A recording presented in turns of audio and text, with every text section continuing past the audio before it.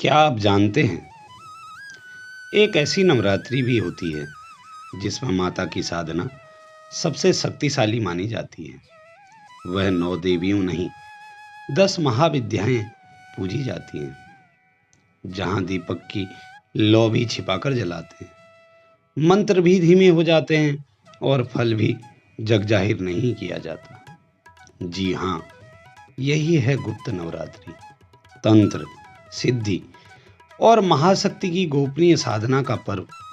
आज हम जानेंगे गुप्त नवरात्रि का रहस्य, उसकी प्राचीन मान्यताएं, तांत्रिक महत्व, 10 महाविद्याओं की कथा, देवी सिद्धि की शक्तियां, सिद्ध योगियों की गाथाएं और वे रहस्य जो शायद अब तक किसी ने नहीं बताए। गुप्त नवरात्रि वर्ष में 2 बार आती है, एक माघ मास में, एक आषाढ़ मास में। इन दोनों नवरात्रियों का उद्देश्य सार्वजनिक उपासना नहीं, बल्कि गुप्त साधन और सिद्ध प्राप्ति होता है। यह उन साधकों के लिए है जो तांत्रिक मार्ग पर चलकर आत्मबोध, शक्ति जागरण और भौतिक या आध्यात्मिक लक्ष्यों की सिद्धि चाहते हैं। इन दिनों में देवी के 10 महाविद्या रूपों की उपासना की जाती है।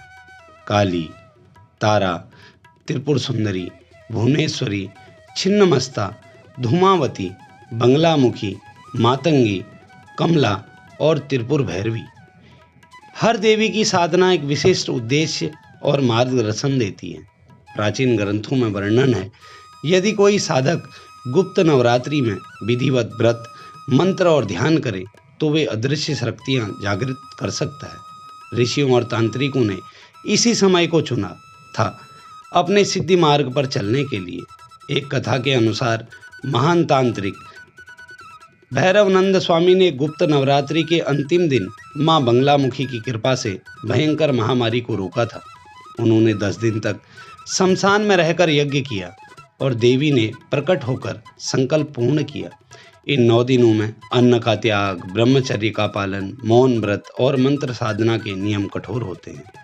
यह साधना सामान्य श्रद्धालुओं के लिए नहीं, केवल वे कर सकते हैं जो भीतर की शक्ति को जगाना चाहते हैं। लेकिन क्या केवल तांत्रिकों के लिए है गुप्त नवरात्रि? नहीं। यदि आप सच्चे भाव से माँ के स्वरूपों को समझें, ध्यान करें, भजन गाएं, तो भी देवी कृपा बरसाती है। बस शर्त यह है, यह यात्रा मन से होनी चाहिए, दिखावे से नहीं। आज के समय में कुछ लोग इसे भयावह काला जादू या रहस्यमय कहकर डरते हैं, लेकिन गुप्त नवरात्रि का मूल अर्थ है अहंकार का विसर्जन और आत्मशक्ति का प्रकट होना। हर देवी महाविद्या किसी विशिष्ट भय, विकार या जीवन की शाखा से मुक्ति देती है। पहला, काली मृत्यु का भय दूर करती है। तारा ज्ञान देती है। छिन्नमस्ता आत्मबल देती है। धूमवती विधवा रूप में वैराग्य का प्रतीक है। बंगलामुखी शत्रुओं का भस्म करती है। त्रिपुर सुंदरी सौंदर्य और आकर्षण। भुवनेश्वरी सृजन की शक्ति। मातंगी वाणी सिद्ध करती है। कमला लक्ष्मी का रूप है।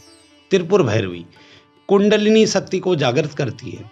हर देवी की साधना के लिए विशेष बीज मंत्र होते हैं, जिनका शुद्ध उच्चारण एकांत स्थान और योग्य गुरु के मार्गदर्शन में करना चाहिए।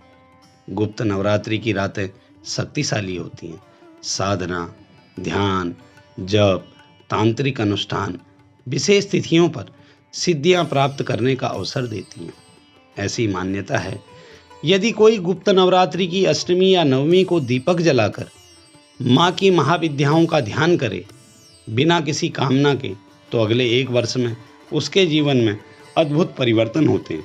एक सत्य कथा है राजस्थान के एक युवक जो वर्षों बेरोजगार था, कई बार आत्महत्या की सोच चुका था। उसने एक सन्यासी से गुप्त नवरात्रि की साधना के बारे में सुना। अगले साल उसने 9 दिन तक मौन रहकर मंत्र जाप किया और 9वीं की रात उसे सपने में देवी ने दर्शन दिए।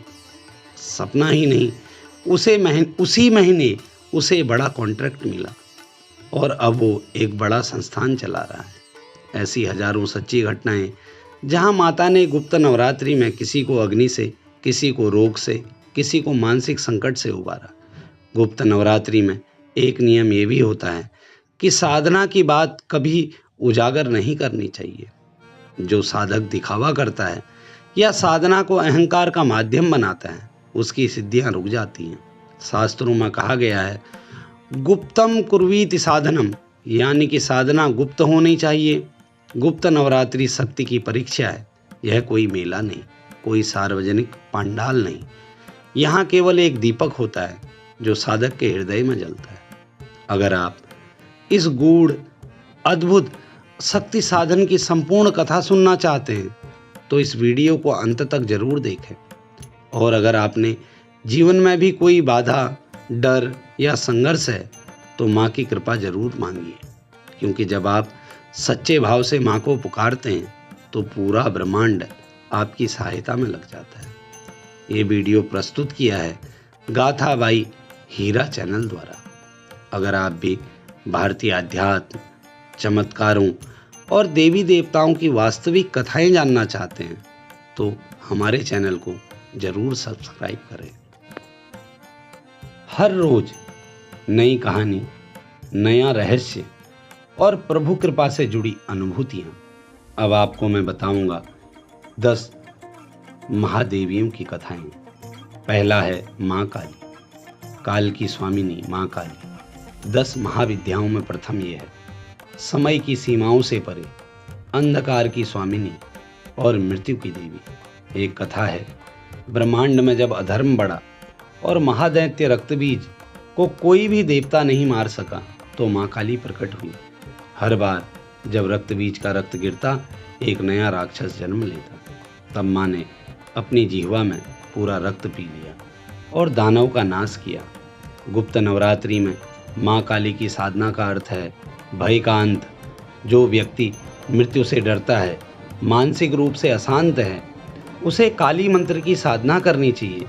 काली मंत्र का बीज मंत्र है ओम क्रीं कालिकाय नमः।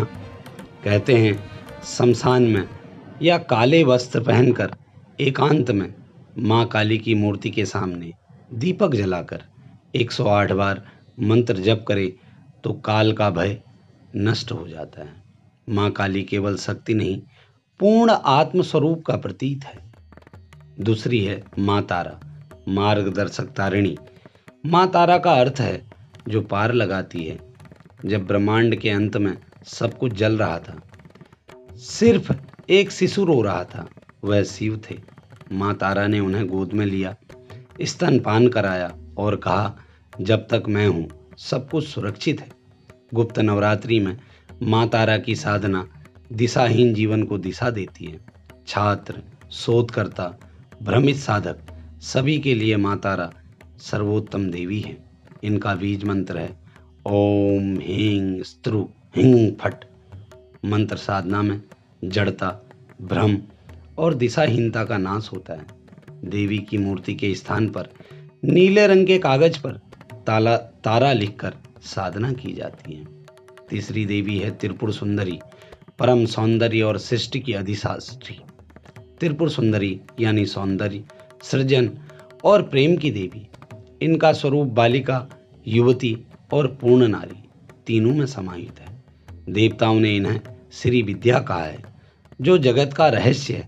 गुप्त नवरात्रि में इनकी साधना करने वालों को आकर्षण, प्रेम, विवाह और मानसिक शांति प्राप्त होती है। ये आकर्षण की अधिष्ठात्री हैं, लेकिन केवल शरीर का नहीं, आत्मा का भी। बीज मंत्र है ओम ह्रीं श्रीं त्रिपुर सुंदरी नमः। साधना के लिए गुलाबी वस्त्र, चंदन की धूप और पंचामृत में पूजा की जाती है। चौथी देवी हैं भुवनेश्वरी, जगत की अधीश्वरी। ये शक्ति हैं जो स्थान और दिशा देती हैं। जब ब्रह्मांड बना ही नहीं था, केवल आकाश था, वहाँ भुवनेश्वरी थी। इनकी पूजा से घर में सुख शांति, स्थान परिवर्तन, नई नौकरी, स्थानिक बाधा निवारण होता है। ये सृजन शक्ति हैं, माँ की तरह घर गृहस्थी को सुरक्षा देने वाली। इनका बीज मंत्र है ओम ह्रीं भुवनेश्वरी नमः। पांचवी देवी हैं छिन्न माता, आत्मबल की देवी। वो ये देती हैं जो अपना ही सर काट कर अपने भक्तों को रक्तपान कराती हैं। ये दृश्य प्रतीत है अंधकार के वध का। छिन्नमस्ता की पूजा बहुत कठिन है, लेकिन वे साधक जो निर्भयता, आत्मबल, यौन ऊर्जा पर नियंत्रण और तप सिद्धि देती है। इनका बीज मंत्र है ओम ह्रीं हूं छिन्नमस्तिकाय नमः। कई साधक इन्हें मां नहीं, ऊर्जा का शुद्ध रूप मानते हैं, जो आपको शिव बना सकती हैं। छठी देवी हैं धूमवती, वैराग्य और त्याग की देवी। ये विधवा रूप में पूजी जाती हैं। इनका पूजा शमशान, एकांत कुटी या पूर्ण मौन में किया जाता है। धूमवती वह शक्ति हैं जो जीवन के खालीपन में भी अस्तित्व का अनुभव कराती हैं। गुप्त नवरात्रि में जो साधक पूर्ण वैराग्य की ओर जाना चाहता है, वो धूमवती की साधना कर सकता है। मंत्र है ओम धूम धूम धूमावत्ते स्वाहा।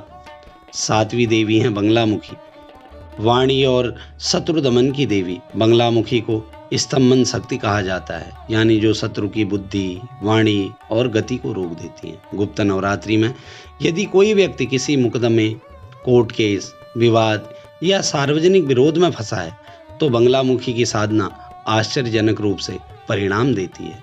इनका बीजक मंत्र है ओम ह्रीं बंगलामुखी नमः। इनकी पूजा पीले वस्त्र, पीली हल्दी और पीले फूलों से होती है। मंत्रों का उच्चारण गुरु मार्गदर्शन में ही करना चाहिए। आठवीं देवी है मातंगी, वाणी, संगीत और कला की अधिष्ठात्री। मातंगी की पूजा में वाणी सिद्धि, कला में उन्नति और बौद्धिक शक्ति प्राप्त होती है। ये माँ सरस्वती का तांत्रिक रूप है। बीज मंत्र है ओम ह्रीं मातंगी नमः। गायन, लेखन, काव्य या राजनीति क्षेत्र के जो आगे बढ़ना चाहते हैं, मतंगी साधना उसे शक्ति देती है। नवी देवी है कमला, लक्ष्मी का तांत्रिक रूप। कमला देवी वैभव, धन और ऐश्वर्य देती हैं, लेकिन लक्ष्मी से अलग ये आंतरिक संतुलन और पुण्य मार्ग में धन प्रदान करती हैं। इनकी साधना दीपावली की तरह होती है, लेकिन गुप्त नवरात्रि में इनका विशेष प्रभाव होता है। इनका बीज मंत्र है ओम श्रीं ह्रीं क्लीं कमलावासिन्ये नमः।